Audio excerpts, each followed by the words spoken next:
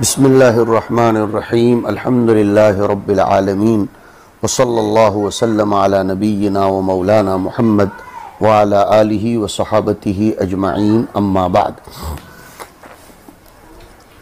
باب فی الخلوق للرجال، اور ایک نسخے میں ہے للرجل، مردوں کے لیے خلوق نام کی خوشبو استعمال کرنے کا بیان۔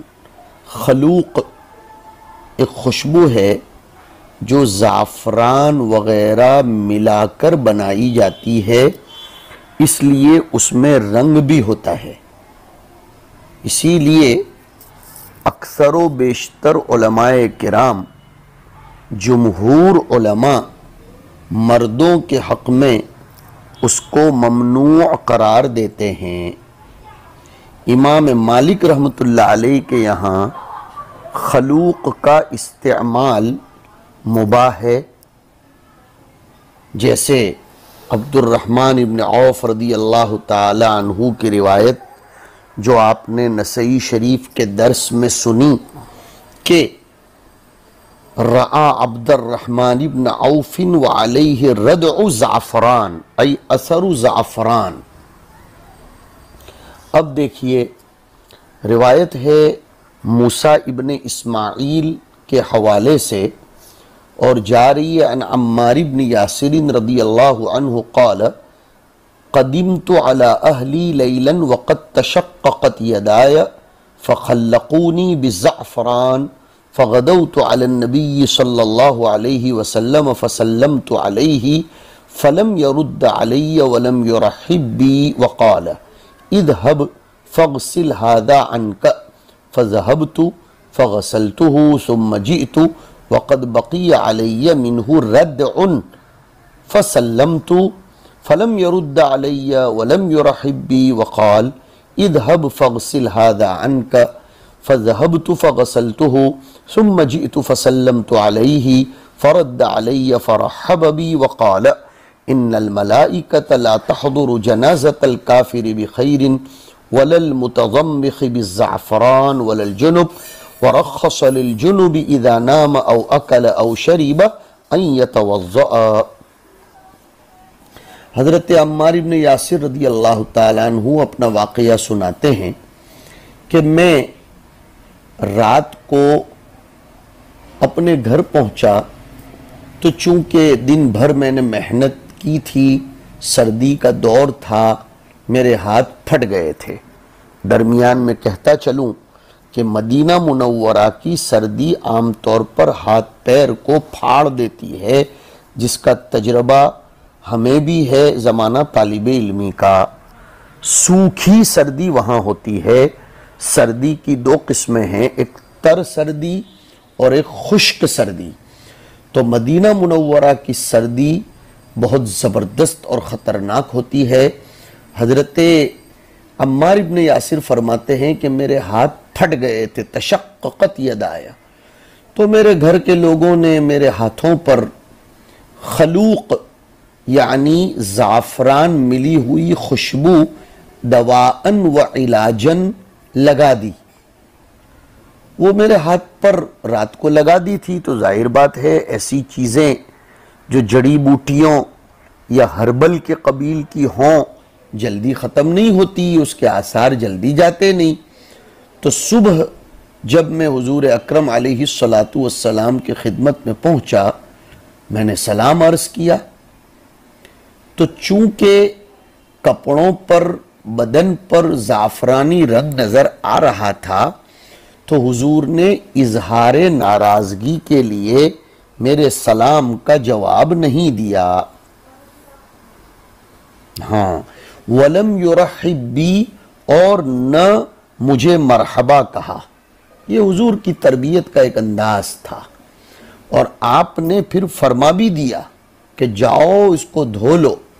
ایسا نہیں ہے کہ حضور دل میں لے کر بیٹھے رہے، کچھ بتایا ہی نہیں کہ وجہ ناراضگی کیا ہے۔ جی ہاں، حضور نے جو بات تھی صاف فرما دی۔ میں تو فوراً گیا، مطلب میں نے کوئی دلیل نہیں دی، میں اس کو دھو کر آیا، سلام کر کے بیٹھنے لگا، تو اس وقت بھی حضور نے سلام کا جواب نہیں دیا۔ اس لیے کہ ابھی بھی اس خلوق زعفران سے مرکب خوشبو کا اثر باقی تھا، اور پھر حضور نے فرمایا جاؤ اور اس کو دھو کر آؤ۔ میں گیا، دھو کر پھر آیا۔ اس وقت آپ نے میرے سلام کا جواب عنایت فرمایا، مرحبا بھی ارشاد فرمایا، اور پھر تربیتاً اور تشریعاً یہ بات ارشاد فرمائی کہ بے شک ملائکہ رحمت خیر کے ساتھ، بھلائی کے ساتھ، دعاؤں کے ساتھ نہ تو کافر کے جنازے میں شریک ہوتے ہیں اور نہ ہی زعفران کی خوشبو لگانے والے کے قریب ہوتے ہیں، اور نہ ہی جنوبی کے پاس ملائکہ رحمت کسی خیر کو لے کر آتے ہیں۔ حضور اکرم صلی اللہ علیہ وسلم نے صاف بات ارشاد فرمائی کہ ملائکہ لا تحضر جنازت الکافر بخیر یعنی لا یبشرون جنازت الکافر برحمت اللہ و بفضلہ بل یوعدونہ بالعذاب الشدید والہوان، العیاذ باللہ، کہ ملائکہ کافر کے جنازے کے پاس کوئی جنت وغیرہ کی خوشخبری دینے کو لے کر حاضر نہیں ہوتے، بلکہ اس کو عذاب شدید کی وعید سناتے ہیں۔ اور ایک قول یہ بھی ہے کہ بخیرین کی با ظرفیت یعنی فی کے معنی میں ہو، تو اب ترجمہ یہ ہوگا کہ ملائکہ کافر کے جنازے میں حاضر نہیں ہوتے مگر حصول شر میں اور نزول مصیبت میں۔ ہاں، اور فرمایا نہ ہی اس شخص پر، یہ ترجمۃ الباب اب آیا، اور نہ ہی ملائکہ حاضر ہوتے ہیں زعفران کی خوشبو لگانے والے کے پاس، اور نہ ہی جنوبی کے پاس۔ یہ المتضمخ بالزعفران اور الجنب ان دونوں کا عطف ہے جنازت الکافر پر۔ زعفران کی خوشبو لگانے والا اور جنوبی ان دونوں کے جنازے میں بھی ملائکہ رحمت لے کر حاضر نہیں ہوتے۔ ہاں، ان دونوں کا عطف جنازے پر ہو رہا ہے، یعنی زندہ آدمی اگر زعفران کی خوشبو لگائے تو اس کے پاس بھی وہ حاضر نہیں ہوتے۔ مرد اور عورت دونوں اگر سو جائیں، جنابت کے آثار ان پر باقی ہوں، تو پھر ان کو بھی یہ بات سمجھنا چاہیے کہ ملائکہ رحمت خیر کی بشارتیں لے کر حاضر نہیں ہوتے۔ ہاں، اگر سخت سردی ہے، اکا دکا کبھی غسل وغیرہ کا معاملہ مشکل ہے، تو فرمایا کہ اسے کم از کم وضو کر لینا چاہیے، اس لیے کہ نسائی کی کتاب الطہارت میں آیا کہ وضو نصف غسل الجنابتی۔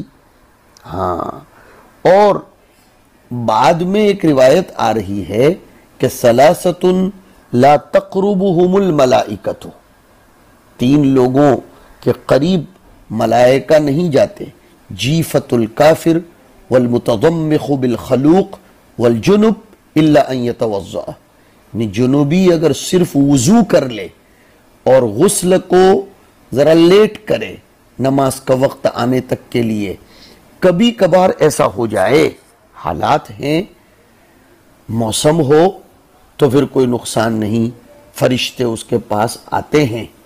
جیسے کتاب الطہارت میں مستقل آتا ہے کہ الجنب یؤخر الغسل، اور حضرت عائشہ نے فرمایا کہ حضور صلی اللہ علیہ وسلم کبھی فوراً غسل فرما لیتے تھے اور کبھی امت کی آسانی کے لیے تشریعاً اور بیان جواز کے لیے لیٹ بھی فرماتے تھے۔ یہ بات ذہن میں رہے۔ اصل تو یہاں یہ بتلانا ہے کہ وَلَلْمُتَضَمِّخ بِالزَّعْفَرَانِ۔ آگے روایت ہے نصر ابن علی کے حوالے سے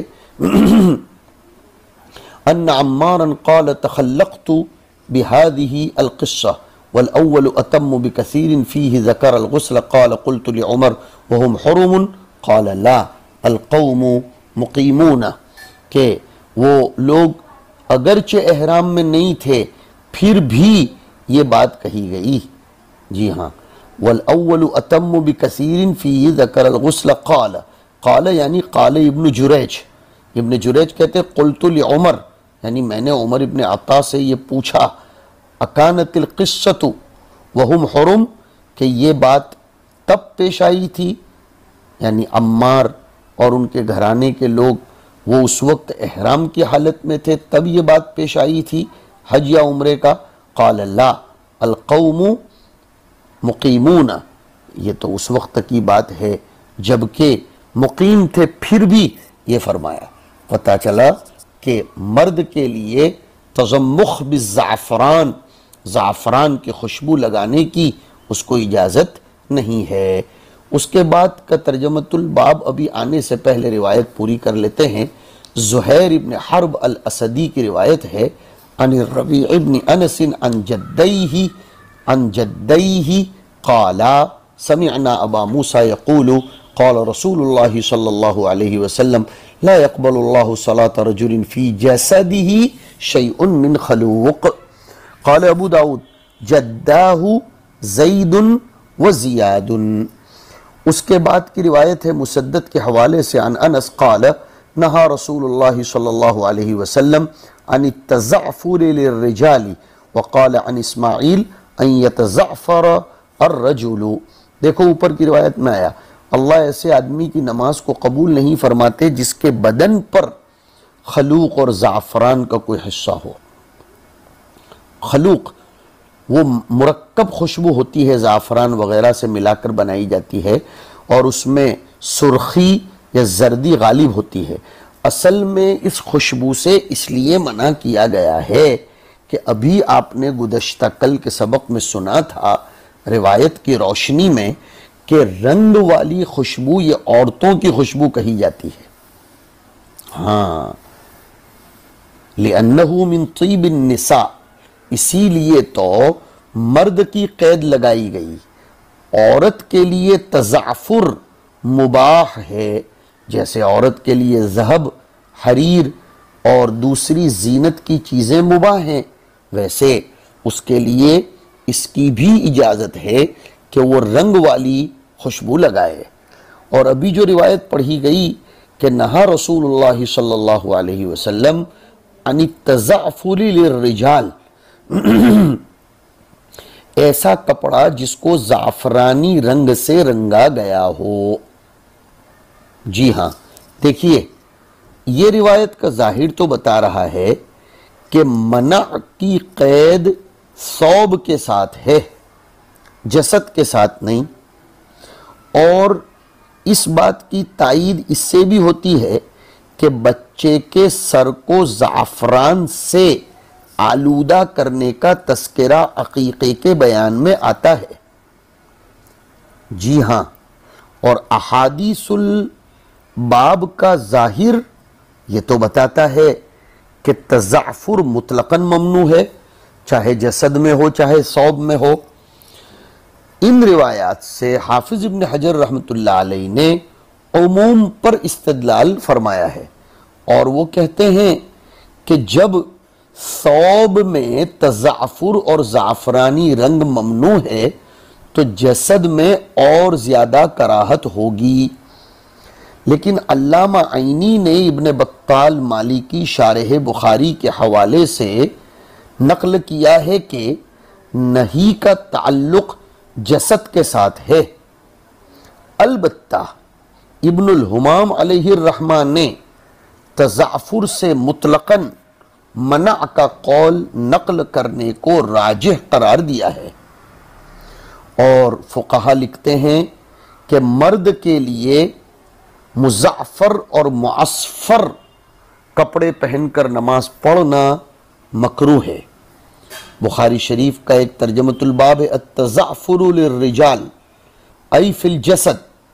امام شافعی رحمۃ اللہ علیہ فرماتے ہیں کہ جو شخص محرم نہ ہو اس کو بھی میں منع کرتا ہوں ہر حال میں کہ وہ تزعفر کرے، اور اگر وہ زعفران کبھی لگانا پڑ جائے تو اس کو دھو لے۔ ہاں، امام شافعی فرماتے ہیں کہ ہاں میں اس کو زرد رنگ کی اجازت دیتا ہوں۔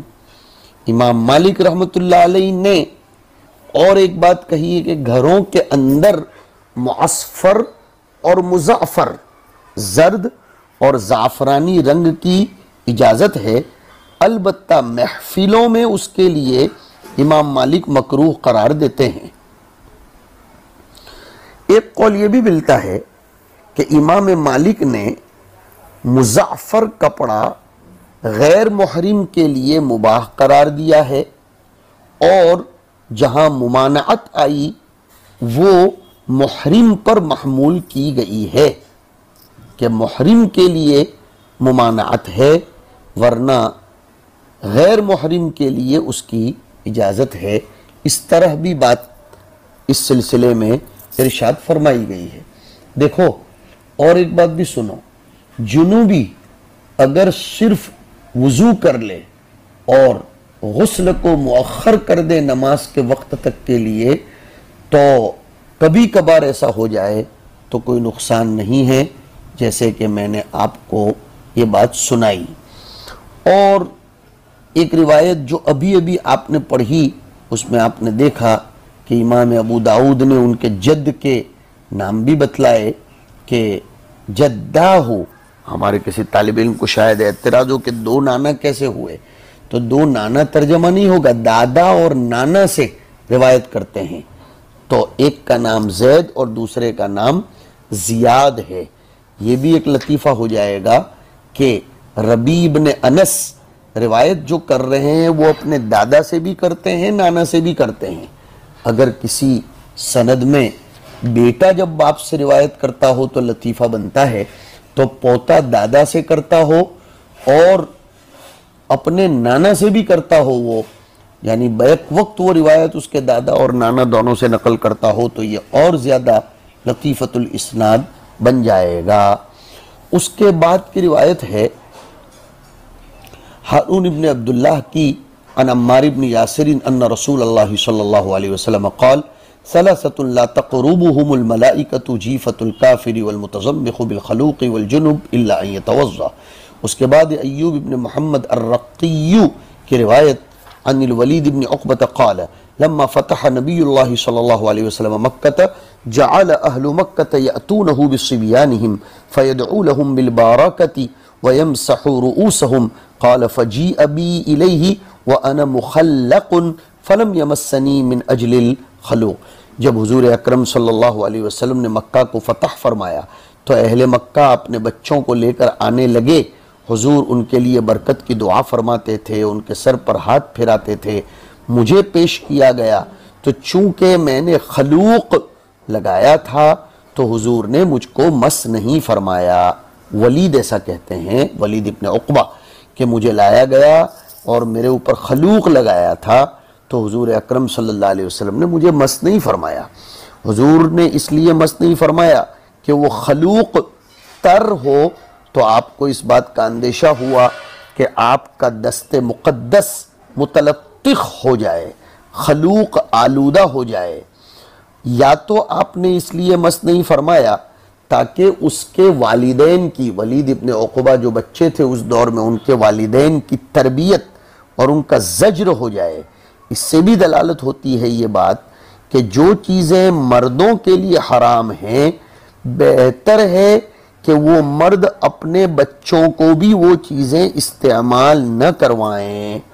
دیکھو یہاں یہ تو بچے تھے، پھر بھی حضور اکرم صلی اللہ علیہ وسلم نے اس پر ہاتھ نہیں لگایا، زجر فرمایا اپنی تربیت کے انداز میں۔ اسی لیے صاحب در مختار نے لکھا ہے کہ چھوٹا بچہ اگرچہ آپ کی نظر میں غیر مکلف سمجھ میں آتا ہو، پھر بھی اس کو لڑکا ہے تو سونا یا حریر پہنانا مکروہ ہے، اس لیے کہ قاعدہ یاد رکھو، ان ما حرم لبسه وشربه حرم لباسه واشرابه۔ صاحب در مختار نے یہ بات لکھی۔ امام شافعی والا مسئلہ نہیں ہے یہاں، اس لیے کہ امام شافعی کہتے ہیں کہ کبار غیر مکلف ہیں الباس صغار کے حق میں۔ امام شافعی کیا یہ ہے کہ بڑے لوگ، بڑے اور اولیاء غیر مکلف ہیں، چھوٹوں کو پہنانے کے حق میں نہیں۔ اس روایت سے پتہ چلتا ہے بڑوں کا یہ ذمہ بنتا ہے کہ وہ چھوٹوں کو بھی اس طرح نہ پہنائیں اور نہ استعمال کرائیں جیسے کہ خود کے لیے استعمال کرنے کے باب میں حضور اکرم صلی اللہ علیہ وسلم نے منع فرمایا ہے۔ اللہ کے رسول علیہ السلام نے اس بچے کے سر پر ہاتھ نہیں پھرایا۔ اس کے بعد کی روایت ہے عبید اللہ ابن عمر ابن میسرہ قال حدثنا حماد بن زید قال حدثنا سلم العلوی، سلم ابن قیس العلوی البصری ابن معین سے روایت ہے کہ وہ ضعیف ہیں۔ امام بخاری فرماتے ہیں کہ شعبہ نے سلم ابن قیس العلوی کے بارے میں کلام فرمایا ہے۔ ابو داؤد نے جیسے کہا لیس هو بعلوی کان یبصر فی النجوم، اور شہید عند عدی بن ارطاط علی رؤیت الہلال فلم یجز شہادتہ، یہ امام ابو داؤد کتاب الادب میں فرماتے ہیں۔ علامہ ساجی نے لکھا ہے کہ فیہ ضعف، اور بہت سے لوگوں نے لکھا ہے کہ لیس بہ بأس حدید البصر کان یری الہلال قبل الناس فرأى الہلال وحدہ ولم یرہ غیرہ فردت شہادتہ لکونہ واحدا۔ تو علوی حضرت علی کی طرف نسبت کرتے ہوئے علوی نہیں ہے، وہ فلکیات کے باب میں کچھ مہارت رکھتے تھے اس لیے ان کو علوی کہا جاتا ہے۔ وہ روایت کرتے ہیں انس بن مالک رضی اللہ عنہ ان رجلا دخل علی رسول اللہ صلی اللہ علیہ وسلم وعلیہ اثر صفرۃ وکان رسول اللہ صلی اللہ علیہ وسلم، آپ کا معمول تھا، طریقہ تھا، تربیت کا انداز تھا کہ قلما یواجہ رجلا فی وجہہ بشیء یکرہہ، کہ آپ بہت کم ایسا ہوتا تھا کہ براہ راست نظر ڈالتے تھے ایسے شخص کی جس پر آپ کوئی ناپسندیدہ چیز کو دیکھتے تھے۔ فلما خرج، چنانچہ جب وہ صاحب نکلے تو فرمایا قال لو امرتم هذا ان يغسل هذا عنہ، کتنا اچھا ہوتا اگر تم اس کو کہہ دیتے کہ وہ یہ اثر اپنے آپ سے دور کر دے اور اس کو دھو ڈالے۔ آپ شدت حیا، مکارم اخلاق شریفہ کی بنیاد پر براہ راست یہ بات ارشاد نہیں فرمائے بلکہ صحابہ کرام کو فرما دیا۔ وصلی اللہ علی النبی الکریم۔